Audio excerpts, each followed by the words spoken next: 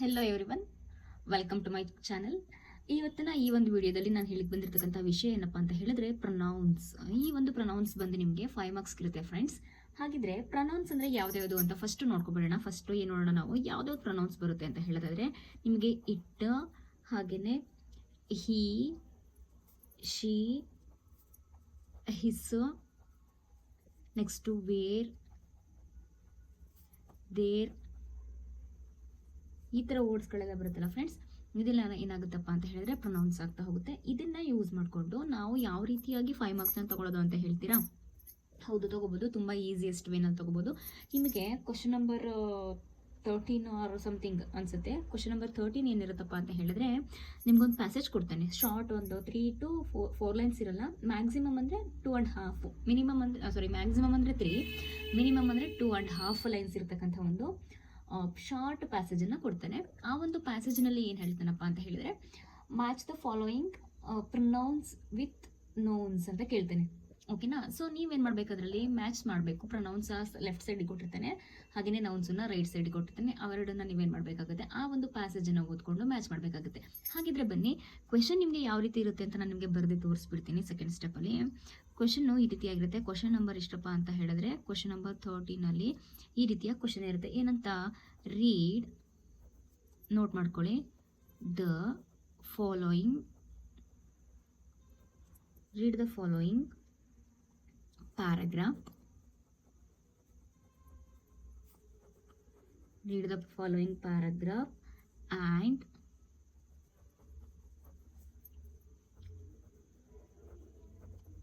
and match the pronoun, match the pronouns inside A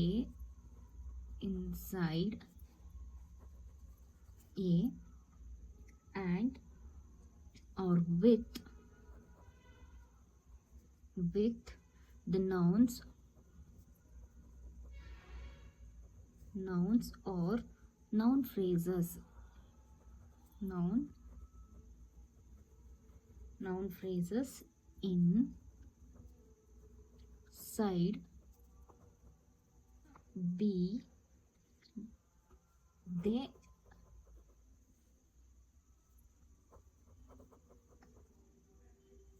refer to ಅಂತ ಕೊಟ್ಟಿರ್ತಾನೆ friends. ಇದು ನಿಮಗೆ ಏನಾಗುತ್ತೆ, ಕ್ವೆಶನ್ ಹೆಡ್ಲೈನ್ ಯಾವ ರೀತಿ ಇರುತ್ತೆ ಅಂತ. ಈ ರೀತಿ ನಿಮಗೆ ಹೆಡ್ಲೈನ್ ಕೊಟ್ಬಿಟ್ಟು ಅವನೇನು ಮಾಡ್ತಾನೆ, ಒಂದು ಶಾರ್ಟ್ ಆಗಿ ಪ್ಯಾರಾಗ್ರಾಫನ್ನು ಕೊಡ್ತಾನೆ. ಅದೊಂದು ಪ್ಯಾರಾಗ್ರಾಫ್ ಯಾವುದು ಹೇಗಿರುತ್ತೆ ಅನ್ನೋದನ್ನ ನಿಮಗೆ ಬರೆದು ತೋರಿಸ್ತೀನಿ ನೋಡಿ. ಆಮೇಲೆ ಸಾಲ್ಡ್ ಔಟ್ ಹೇಗೆ ಮಾಡೋದು ಅನ್ನೋದನ್ನು ತೋರಿಸ್ತೀನಿ. ಇಲ್ಲಿ ನಾನು ನಿಮಗೆ ಪ್ಯಾರಾಗ್ರಾಫ್ ಯಾವ ರೀತಿ ಇರುತ್ತೆ ಅನ್ನೋದನ್ನು ಫಸ್ಟ್ ತೋರಿಸ್ತೀನಿ ನೋಡಿ. ಬರೆದಿದ್ದೀನಿ. ಪ್ಯಾರಾಗ್ರಾಫ್ನ ಒಂದ್ಸಲ ಓದ್ಕೊಬಿಡೋಣ. ಈ ಪ್ಯಾರಾಗ್ರಾಫ್ನ ಓದ್ಕೊಂಡು ಅದು ಯಾವ ಫಾರ್ಮೆಟಲ್ಲಿ ಇರುತ್ತೆ ಅನ್ನೋದನ್ನು ನೋಡ್ಕೊಳ್ಳೋಣ. ನೋಡಿ, ಈ ಫಾರ್ಮೆಟಲ್ಲಿ ಪ್ಯಾರಾಗ್ರಾಫ್ ಇರುತ್ತೆ. ಒಂದು ಸೈಡಲ್ಲಿ ನೋನ್ಸ್ ಕೊಡ್ತಾನೆ, ಇನ್ನೊಂದು ಸೈಡಲ್ಲಿ ಪ್ರೊನೌನ್ಸನ್ನು ಕೊಡ್ತಾನೆ. ಒಂದು ಸೈಡಲ್ಲಿ ಪ್ರೊನೌನ್ಸ್ ಕೊಟ್ಟಿರೋದನ್ನು ನಾವು ನೋನ್ಸ್ ಅಥವಾ ನೋನ್ಸ್ ಫ್ರೇಸಸ್ ಜೊತೆಗೆ ಮ್ಯಾಚ್ ಮಾಡಬೇಕಾಗುತ್ತೆ ಫ್ರೆಂಡ್ಸ್. ಹಾಗಿದ್ರೆ ಬನ್ನಿ ಫಸ್ಟ್ ನೋಡೋಣ ಯಾವ ರೀತಿ ಪ್ರೊನೌನ್ ಇದೆ ಅಂತ, ಯಾವ ರೀತಿ ಪ್ಯಾಸೇಜ್ ಇದೆ ಅಂತ. ಈ ಪ್ಯಾಸೇಜನ್ನು ನೀವು ನೀಟಾಗಿ ಅರ್ಥ ಮಾಡ್ಕೊಂಡ್ರೆ ನಿಮಗೆ ಪ್ರೊನೌನನ್ನು ಮ್ಯಾಚ್ ಮಾಡೋದಕ್ಕೆ ತುಂಬ ಈಸಿ ಆಗುತ್ತೆ. ಫಸ್ಟ್ ಇಲ್ಲಿ ಕೊಟ್ಟಿದ್ದಾನೆ ಒಂದು ಪ್ಯಾರಾಗ್ರಾಫ್, ಒಂದು ಸ್ಟೋರಿ. ಏನಪ್ಪ ಅದು ಸ್ಟೋರಿ ಅಂತ ಹೇಳಿದ್ರೆ, ಜೀವಿತ್ ಮತ್ತೆ ಅವನ ಒಂದು ಟೆನ್ನಿಸ್ ಕೋಚು ಮತ್ತೆ ಟೆನ್ನಿಸ್ ಮತ್ತೆ ಅವನ ಫಾದರ್ ನಡುವೆ ನಡೀತಕ್ಕಂಥ ಒಂದು ಶಾರ್ಟ್ ಸ್ಟೋರಿ. ಬನ್ನಿ ಫಸ್ಟ್ ಸ್ಟೋರಿನ ನೋಡೋಣ. Jeevith loves tennis. ಹಿ ಬ್ರಾಕೆಟಲ್ಲಿ ಎ ಕೊಟ್ಟಿದ್ದಾನೆ. Has taken it. He has taken it ಬ್ರಾಕೆಟಲ್ಲಿ ಬಿ ಕೊಟ್ಟಿದ್ದಾನೆ. ಪ್ರೊನೌನ್ ಬಂತು, ನಾನು ನಿಮಗೆ ಮುಂದೆ ಹೇಳ್ತೀನಿ. As his profession, his father companies him every day to the tennis academy and where a dozen of players practice the game. Mr. Jeevit is their coach ಅಂತ ಇದೆ friends. ಏನಂತ, ಇದು ಪ್ಯಾರಾಗ್ರಾಫ್ ಇದೆ. ಈ ಪ್ಯಾರಾಗ್ರಾಫಲ್ಲಿ ನಿಮಗೆ ಫಸ್ಟ್ ಏನು ಕೊಟ್ಟಿದ್ದೆ ನಾನು ನೋಡ್ಕೋಬೇಕು. ಇದಿಲ್ಲ ಪ್ಯಾರಾಗ್ರಾಫ್ ಏನಾದರೂ ಇರಲಿ, ನಾವು ಅದನ್ನು ಅಂಡರ್ಸ್ಟ್ಯಾಂಡ್ ಮಾಡಿಕೊಂಡು ಕ್ವಶನ್ ಆನ್ಸರ್ ಬರೆಯೋದಕ್ಕೇನು ಹೋಗಲ್ಲ. ನಮಗೇನು ಬೇಕು, ಪ್ರೊನೌನ್ ಬೇಕು ಅಂತ ಹೇಳಿದೆ. ನಾನು ನಿಮಗೆ ಹೇಳಿದ್ದೀನಿ ಪ್ರೊನೌನ್ ಯಾವ್ದು ಬರುತ್ತೆ, he, she, it, his, where, there, ಆ ಥರದ ಅವುಗಳು ಬಂದರೆ ನಿಮ್ಗೆ ಏನಾಗುತ್ತೆ, ಪ್ರೊನೌನ್ ಅಂತ ಆಗುತ್ತೆ. ಸರಿ, ಫಸ್ಟ್ ನಾವೇನು ನೋಡ್ಕೊಳ್ಳೋಣ, ಇಲ್ಲಿ ಹಿ ಇದೆ ಅಲ್ವಾ, ಇದನ್ನ ಫಸ್ಟ್ ಮಾರ್ಕ್ ಮಾಡ್ಕೊಳ್ಳೋಣ. ಹಾಗೆಯೇ ಅನದರ್ ಒನ್ ಇನ್ನೇನಿದೆ, ಇಟ್ ಅಂತ ಇದೆಯಲ್ವಾ, ಇದು ಕೂಡ ಪ್ರೊನೌನು. ಹಿಸ್ ಅಂತ ಇದೆಯಲ್ವಾ, ಇದು ಕೂಡ ಪ್ರೊನೌನ್ ಆಗುತ್ತೆ. ಇದು ಒಂದು ಪ್ರೊನೌನು, ಇದು ಕೂಡ ಪ್ರೊನೌನು, ಮತ್ತೆ ಇದು ಕೂಡ ಪ್ರೊನೌನು ನಾವು ಮಾರ್ಕ್ ಮಾಡ್ಕೊಂಡ್ವಿ. ನೆಕ್ಸ್ಟ್ ಅನದರ್ ಒನ್ ಕೂಡ ಇದೆ ನಮ್ಮಲ್ಲಿ ಕೊಟ್ಟಿರ್ತಕ್ಕಂಥದ್ದು. ಇವಾಗ ನಮಗೆ ಇದು ಸಿಕ್ಕಿದೆ, ಇದು ಸಿಕ್ಕಿದೆ, ಮತ್ತೆ ಏನು ಬೇಕು, ಇದು ಬೇಕು, ವೇರ್ ಬೇಕಲ್ವಾ. ಸೊ ವೇರ್ ಕೂಡ ಏನಾಗಿದೆ, ಇಲ್ಲಿ ನಮಗೆ ಸಿಕ್ಕಿದೆ. ಹಾಗೆಯೇ ದೇರ್ ಇದೆಯಲ್ವಾ, ದೇರ್ ಕೂಡ ನಮಗೆ ಇಲ್ಲಿ ಸಿಕ್ಬಿಟ್ಟಿದೆ. ವೇರ್ ಕೂಡ ನಮಗೇನಾಗಿದೆ ಇಲ್ಲಿ ಸಿಕ್ಕಿದೆ. ಡಿ ಅಂತ ಕೊಟ್ಟಿದ್ದಾನೆ, ಇದನ್ನು ನಾವೇನು ಮಾಡೋಣ ವೇರ್ ಅಂತ ತಗೊಳ್ಳೋಣ. ಸಿಕ್ಕಿದೆ. ಇದನ್ನು ನಮಗೆ ಸಿಕ್ಕಾದ್ಮೇಲೆ ಏನು ಮಾಡಬೇಕು, ಇಲ್ಲೇ ಆನ್ಸರ್ ಕೊಟ್ಬಿಟ್ಟಿದ್ದಾನೆ, ಈ ಸೈಡಲ್ಲಿ ಕ್ವಶನ್ ಇದೆ, ಈ ಸೈಡಲ್ಲಿ ಆನ್ಸರ್ ಇದೆ. ನಾವೇನು ಮಾಡಬೇಕು, ಜಸ್ಟ್ ಇದನ್ನು ಮ್ಯಾಚ್ ಮಾಡ್ತಾ ಹೋಗಬೇಕು. ಹೇಗೆ ಮ್ಯಾಚ್ ಮಾಡೋದು ಅನ್ನೋದನ್ನು ನಾನು ಈಸಿಯಾಗಿ ಹೇಳ್ತೀನಿ. ಫಸ್ಟ್ ನೋಡ್ಕೊಳ್ಳಿ, ಏನಂತ ಜೀವಿತ್ ಇದೆ ಅಲ್ವಾ, ಟೆನ್ನಿಸ್ ಇದೆ, ಹೀ ಅಂತ ಇದೆ. ಇಲ್ಲಿ ಹೀ ಅಂದರೆ ಯಾರಾಗ್ತಾನೆ ಅಂತ ನಿಮ್ಗೆ ಅನ್ಕೋಬೇಕು. ಜೀವಿತ್ ಅಂತ ನಿಮಗೆ ನೋಡಿದ ತಕ್ಷಣ ಗೊತ್ತಾಗುತ್ತೆ, ಇಲ್ಲಿ ಜೀವಿತ್ ಇದ್ದಾನೆ ಅಲ್ವಾ, ಇವನೇ ಯಾರಾಗ್ತಾನೆ ನಮಗೆ ಇಲ್ಲಿ ಹೀ ಆಗ್ತಾನೆ. ಜೀವಿತ ಇದನ್ನೆಲ್ಲ ಇವನೇ ಕೂಡ ಏನಾಗ್ತಾನೆ ಹೀ ಆಗ್ತಾನೆ.